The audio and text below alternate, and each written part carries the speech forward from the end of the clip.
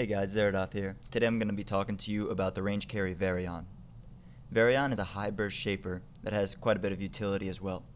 His kit is perfectly designed to poke down enemies and then chase them up until they're dead. Varion's spells are as followed.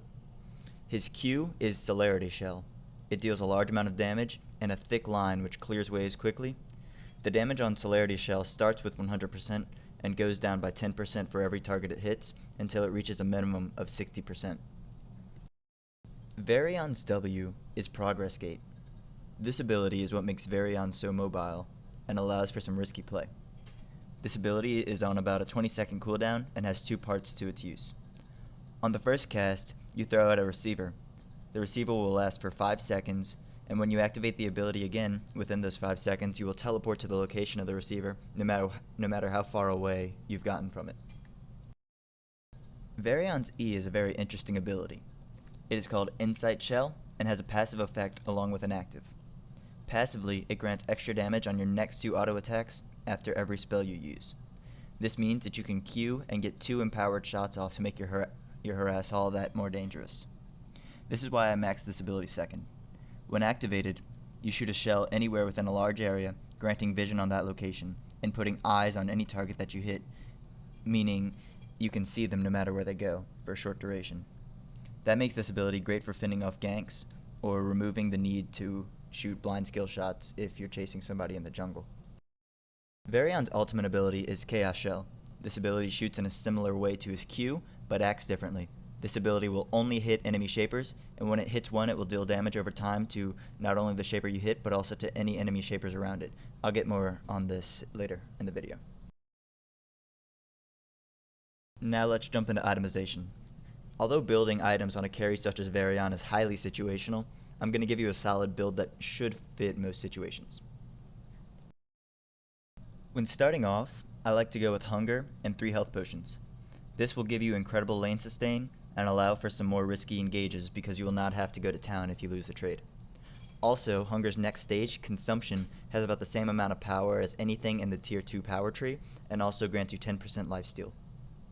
On my first trip home, I have usually around 1.5 to 1.7k as a carry. I like to get a Consumption from the Hunger, a Time, and a Power. This means that when you return to lane, you will be incredibly more powerful than you were a few seconds ago, and can usually bully the enemy out of lane, or drag the enemy jungle away from your other teammates. On my next trip back, I go for an early tier 3 by turning the Consumption into Veracity. This will give you a mastery stat that allows you to crit, give you increased power, 12% lifesteal instead of 10%, and comes with a passive that increases your lifesteal and power with every auto attack for your next 5 auto attacks. On the next trip back, I like to get a Clarity. This is the flat haste item and isn't too beneficial at first, but what it builds into is. The reason I get Clarity is because it builds into Insight. Insight is the only item to my knowledge that will increase your attack range, and it increases it by 25%.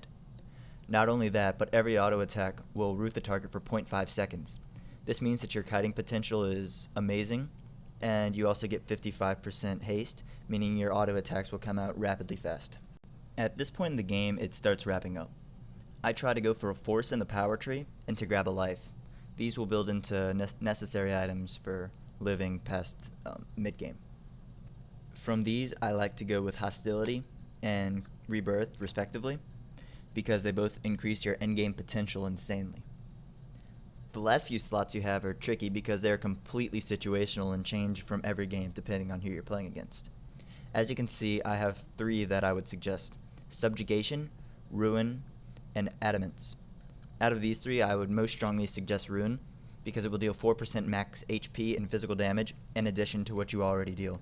This means that you will be able to melt any tanks that you come across, and along with your extra attack range, it's just an amazing item to have. It also builds out of the time tree, so your auto attacks will come out even quicker if you get Ruined. Now let's move into some real game situations. In this clip, I'm going to show you what Varion's kit can do in terms of chasing someone down and applying some harass and whatnot.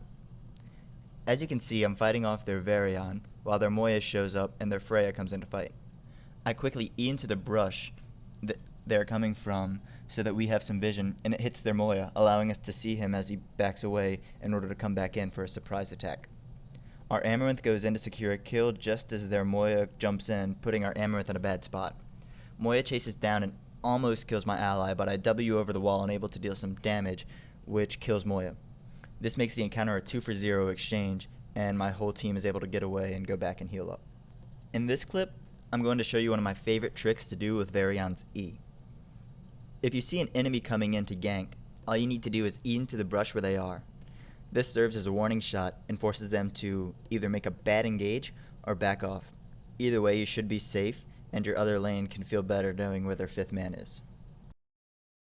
This also allows me to then shove the lane and get some extra harass on because I know their jungler won't be coming in again anytime soon.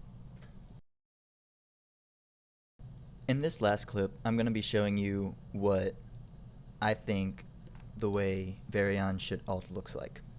A lot of times I see Varion's ult being used to finish somebody off or to chase somebody away, not securing a kill.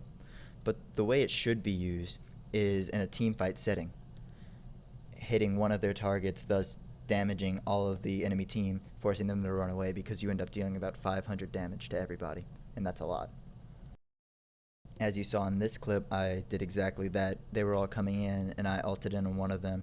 They ended up dying, and the rest of their team got damaged, so my team was able to harass down their tower, and we eventually get a parasite off of this. Thanks guys for watching. If you enjoy my videos, like it, comment, subscribe, whatever. I'll be posting more of these. If you have any shapers you want me to do a guide on, feel free to leave me a comment or send me a message in my inbox. Thanks for watching, guys. Stay golden.